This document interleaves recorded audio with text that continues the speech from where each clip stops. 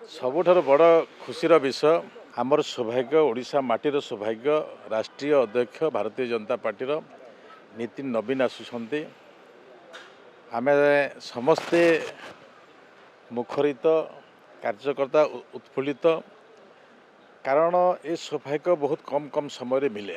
ଯେଉଁ ସମୟରୁ ସେ ଦାୟିତ୍ୱ ନେଇଛନ୍ତି, ନୀତିନ ନବୀନ ଦାୟିତ୍ୱ ନେଇଛନ୍ତି ରାଷ୍ଟ୍ରୀୟ ଅଧ୍ୟକ୍ଷ ଭାବରେ, ଆମର ସୌଭାଗ୍ୟ ନଥିଲା, କିନ୍ତୁ ଆଜି ଆମର ସୌଭାଗ୍ୟ ହେଇଛି ଯେ ଆମେ ତାଙ୍କୁ 2 ଦିନ ସମୟ ତାଙ୍କ ସହିତ ରହିବୁ।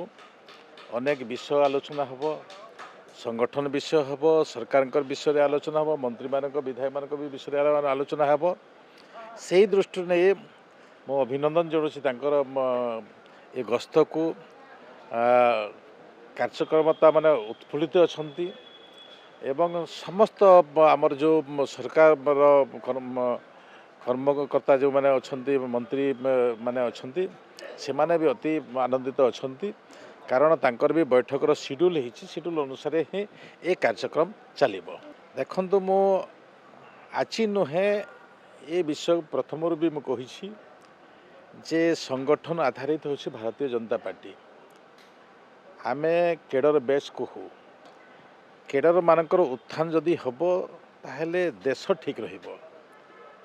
କାରଣ ଜଣେ ଯଦି ନେତୃତ୍ୱ ନେବ, ଜଣେ ନେତୃତ୍ୱ ନେଲା ଭିତରେ ଲବି ଚାଲିଥାଏ। ଏଠିରେ ଲବିର ପ୍ରକ୍ରିୟା ନଥାଏ, କାରଣ ସବୁ ସମୟରେ ଚାହାନ୍ତି ପରଫର୍ମାନ୍ସ, ସବୁ ସମୟରେ ଚାହାନ୍ତି ଯେ ଆମର ଏଇଟା ଗୋଟେ ଟିମ୍ ସ୍ପିରିଟ୍। ସେଥିପାଇଁ ଆମେ ଏକାତ୍ମ ମାନବବାଦକୁ ଆଧାର କରିଥାଉ ଏବଂ ଏ ଆଧାରରେ ଆଜି ପର୍ଯ୍ୟନ୍ତ ଭାରତୀୟ ଜନତା ପାର୍ଟି ଭାରତବର୍ଷରେ 22ଟି ରାଜ୍ୟ ଶାସନ କରିବାର ସୌଭାଗ୍ୟ ପାଇଛନ୍ତି।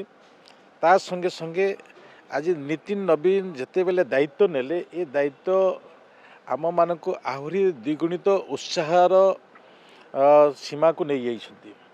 କାରଣ 5ଟି ରାଜ୍ୟର ନିର୍ବାଚନ ହେଲା, 5ଟି ନିର୍ବାଚନର ନେତୃତ୍ୱ ତାଙ୍କ ଅଧୀନରେ ହିଁ ଥିଲା ଏବଂ ତାଙ୍କ ଅଧୀନରେ ଯେଉଁ ପ୍ରକାର ସୌଭାଗ୍ୟ, ଏ କେବଳ ଭାରତୀୟ ଜନତା ପାର୍ଟି ନୁହେଁ, ଦେଶ ପାଇଁ ଏକ ଉଜ୍ଜ୍ୱଳ ଭବିଷ୍ୟତର ଦିଗ ହିଁ ଆଲୋକିତ ହେଉଛି ବୋଲି ଅନୁଭବ କରୁଛି। ତ ସେ ଦୃଷ୍ଟିରୁ ଓଡ଼ିଶା ପ୍ରଦେଶକୁ ଯେତେବେଳେ ତାଙ୍କର ଗସ୍ତ ହେଉଛି, ଆମେ ମାନ୍ୟବର ଯଶସ୍ୱୀ ପ୍ରଧାନମନ୍ତ୍ରୀ ନରେନ୍ଦ୍ର ମୋଦିଙ୍କର ଆଜି ତାଙ୍କର ଉକ୍ତିକୁ ମନେ ନିଶ୍ଚିତ ଭାବରେ ଆମେ ପକାଇବା। ପୂର୍ବ ଭାରତର ବିକାଶରେ ଦେଶର ବିକାଶ ହେବ ଏବଂ ଏ ଦେଶର ବିକାଶ ଭିତରେ ଯେତେବେଳେ ସଂଗଠନର ମୁଖ୍ୟ ଆସୁଛନ୍ତି, ଆମେ ଆହୁରି ସୌଭାଗ୍ୟ। ଆମେ ତାଙ୍କର ଯେଉଁ ଆଜି ପ୍ରକ୍ରିୟା ଅଛି, ସେ ପ୍ରକ୍ରିୟା ଭିତରେ କାମ କରିବାର ସୌଭାଗ୍ୟ ଯଦି ମିଳିବ, ସେ ସୌଭାଗ୍ୟ ମୁଁ ମନ୍ତ୍ରୀ ଥିବା ଦୃଷ୍ଟିରୁ ମୋତେ ତ ଆହୁରି ଖୁସି ଲାଗିବ। କାରଣ ଆଜିର କାମକୁ ଆମେ ଯେତେ ଲୋକଙ୍କ ପାଖକୁ ପହଞ୍ଚାଇବା, ଲୋକ ଜାଣିବେ ସରକାରଙ୍କର ନୀତି, ସରକାରଙ୍କର ଯୋଜନା, ସରକାରଙ୍କର କାର୍ଯ୍ୟାନ୍ୱୟନ, ଏ ସବୁ ବିଷୟରେ ଆମେ ଯେତେ ଜାଣିଛୁ ତାଠୁ ତାଙ୍କର ଅଭିଜ୍ଞତା ଅଧିକ ଅଛି। ସେହି ଦୃଷ୍ଟିରୁ ଆମମାନଙ୍କ ପାଇଁ ବହୁତ ବଡ଼ ଆଶୀର୍ବାଦ ହେବ ବୋଲି ମୁଁ ମନେ କରୁଛି। ଦେଖନ୍ତୁ, ଆମେ କେନ୍ଦ୍ରର ନେତୃତ୍ୱକୁ ଯଶସ୍ୱୀ ପ୍ରଧାନମନ୍ତ୍ରୀ କେବଳ ସରକାରଙ୍କୁ ଆବେଦନ କରିନାହାନ୍ତି, ସମସ୍ତ ଜନସାଧାରଣଙ୍କୁ ସେ ଆବେଦନ କରିଛନ୍ତି।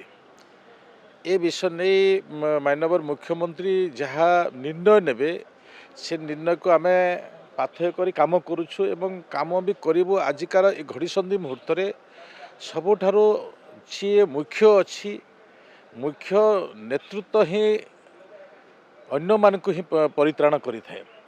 ସେହି ଦୃଷ୍ଟିରୁ ଆଜି ମାନ୍ୟବର ମୁଖ୍ୟମନ୍ତ୍ରୀ ଯାହା ନିର୍ଦ୍ଦେଶ ଦେଉଛନ୍ତି, ତାକୁ ଆମେ ଅକ୍ଷରେ ଅକ୍ଷରେ ପାଳନ କରୁଛୁ ଏବଂ ଏ ପ୍ରକାର ଘଡ଼ିସନ୍ଧି ମୁହୂର୍ତ୍ତରେ ଯେଉଁ ପ୍ରକାର ନିର୍ଦ୍ଦେଶ ଅଛି, ଏ ନିର୍ଦ୍ଦେଶ କେବଳ ମନ୍ତ୍ରୀମାନଙ୍କ ପାଇଁ ନୁହେଁ, ଏ 4.5 କୋଟି ଜନତାଙ୍କ ପାଇଁ। କାରଣ ତାଙ୍କ ଉପରେ ହିଁ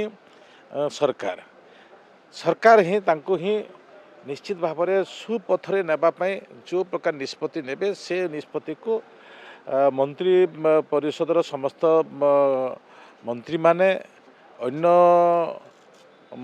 प्रशासनिक विभाग भी जो प्रकार गाइडलाइन आसो से गाइडलाइन को भी आम पालन करवा एवं से पालन कले आम ही सबुठारु स्वच्छंदरे आगामी समयटा ही आम प्रযোज्य बोलिक मुझे मन करुच्छे।